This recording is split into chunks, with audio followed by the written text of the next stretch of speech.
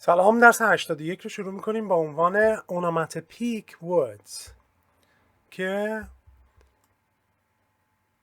onomatopoeic که البته از یونانی وارد انگلیسی شده از اونوماتوپیا میاد. تو فارسی هم داریم بهش میگیم اونوماتوپی، بیشتر در ادبیات کاربرد داره. حالا چیه اونوماتوپی؟ فرض کنید شما مثلا یک کتابی دارید میخونید، یه مطلبی رو میخونید، مثلا یک شخصیتی رو داره صحبت میکنه که داشت در خیابان قدم میزد و صدای خشخش برگ‌ها زیر پاهایش، یا همچین چیزی. اونجا که میگه صدای خشخش برگ‌ها، اون اونوماتوپیه. به این تکنیک میگن، یعنی نوشتن یک صدا رو میگن اونوماتوپی. حالا onomatopoeic words کلماتی هستن که اشاره به یک صدا دارن. به همین راحتی. What are onomatopoeic words? Onomatopoeic words are those which seem to sound like the meaning. کلماتی که در واقع شبیه صدای اصلیشون هم صدا میدن، معنیشون هم همونه. The most obvious examples are verbs for the noises which animals make. خب cows moo. moo همون صدای گاوه دیگه، همون هم برشتن تبدیلش کردن به کلمه. Cats meow and purr. purr اون حالتیه که دید مثلا یک گربه ای رو ماساژ میدید یه صدای ازش در میاد، قرقر میکنه، یه همچین حالتی اون. Lions roar. قرش. Bees buzz. قشنگ صداهاشون از همونجا اومده، ویز ویز. و small birds tweet.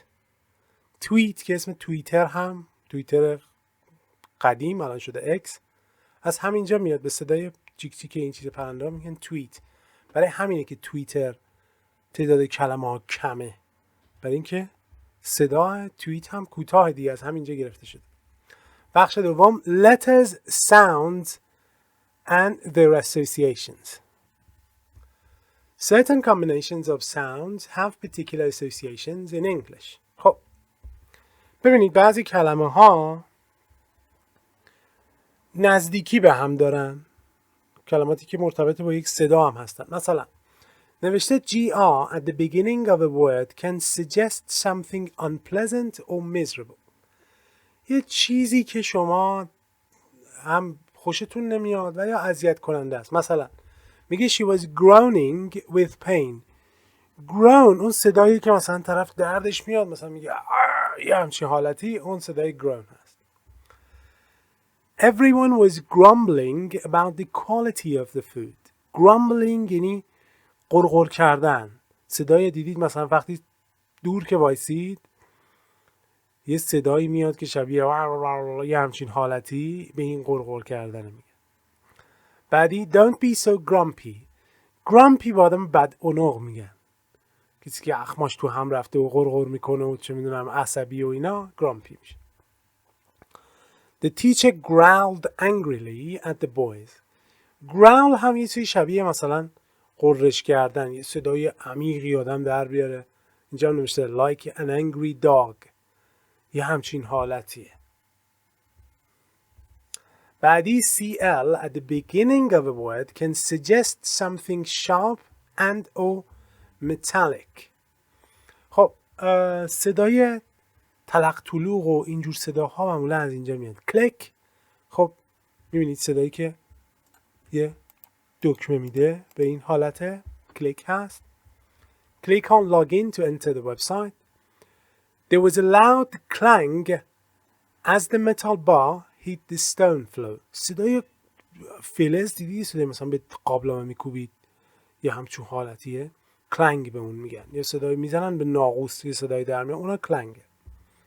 بعدی horses go clip clop on the road. خب اینا صداشه دیگه، تق تق تقی که سم اسب میخوره رو زمین و سم فلزیه دیگه، میخوره به زمین، اون صدا رو میده، کلیپ کلاپ بهش میگن. SP at the beginning of a word can suggest water or other liquids or powders. SP ها معمولا برای صداهایی که از صدای یه مایعی در میاد میگن. She splashed water over her face to work herself up. splashed یعنی آبو بگیر اینجوری بپاشی تو صورت، یا پخش شدن. تو فارسی به شتک میگیم به این حالت، پخش میشه. The meat was horrible and she spat it out. spat it out توفش کرد بیرون. spit فعلش هست که گذشتش spat. I never use hair sprays. اسپری هم همون تو فارسی هم ما اسپری داریم دیگه. تحت فشار قرار میدن که وقتی شما مثلا اون دکمه‌شو میگیری با یک حالت پودری میزنه بیرون. بعدی he sprinkled sugar on his breakfast cereal and ate it quickly. sprinkle که بگیرید اینجوری پخش کنید. بخوام یه تصویر بهتون بدم تو ذهنتون باشه، روی این دونات ها دیدید یا روی چی بهش میگفتیم دونات و پیراشکی مثلا، روش یه مثلا شکلاتی میزنن بعد روش یه چیزای رنگی میپاشن، به اونا میگن رینبو سپرینکل. سپرینکل میشه میپاشن روش یا چیزای قنده چیه حالا چه خیلی کوچیکیه که رنگین کمونیه، اون حالت میشه سپرینکل. بعدی water was spurting out of the broken pipe. spurt به معنی پاشیدن به بیرونه، با یک فشاری معمولا این اتفاق میفته. مثلا تو مثالش هم مشخصه، لوله دیدید چه جوری نشتی میکنه یه چیزی ازش میزنه بیرون، اون میشه spurt. بعدی WH که نوشته at the beginning of a word often suggests the movement of air.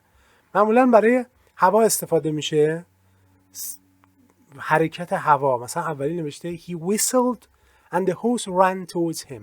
whistle یعنی سوت زدن، یه همچین حالتی و اسبم بود. بعدی میگه که suddenly a large insect whizzed over my head and scared me. whizzed همون اصلا فارسی هم میگیم دیگه، ویز ویز کرد رفت. whizzed یه صدای خیلی تیزیه دیگه، حرکت در واقع ارتعاش حواس با یک فرکانس بالا. بعدی old Mr. Banks wheezed as he climbed the stairs. این wheeze میبینید اولی whizzed بود، صدای آی داشت، این که wheezed، این خسخس سینه است، یعنی طرف داشته میرفته بالا، خب سنش هم شده خیلی سخت بوده براش دیگه، هی این شکلی میشده، صدای این حالتی از گلوش در میمد. بعدی ASH یا اش که میگه at the end of a word can suggest something fast and violent. یا سریع یا خشن. مثلا smash زدن ترکوندن، مثلا میبینید نوشته smashed window، یه چیزی بزنید متلاشی بشه. dash به معنی حرکت سریعه، با این حرکت مثلا یه چیزی از جلوتون رد بشه میشه dash. crash به معنی این هست له شدن، درب و داغون شدن. crush هم داریم که اون دیگه له شدنه دیگه، اصلا زیر پای چیزی crush کنید له میشه. بعدی bash یه حالتی رو میگن که مثلا یک ضربه‌ای بخوره به یه جایی و اونو له بکنه، بزنه، مثلا چه میدونم توی بیسبال دیدید مثلا یه نفر با چوب میزنه میخوره به یکی، مثلا اون حالت بش هست. بعدی مش رو داریم که یعنی کوبیدن تا اینکه پوره بشه، مثل اینی که اینجا میبینید sausages and mashed potato. sausages این سوسیس ها هستن، mashed potato که اینه. البته خود بریتانیایی بهش یه چیز دیگه میگن bangers and mash. بنگر یکی از معانیش معنی سوسیسه، به آهنگ بترکون هم بنگر میگن، چند تا معنی دیگه هم داره. مش و آخری هم گش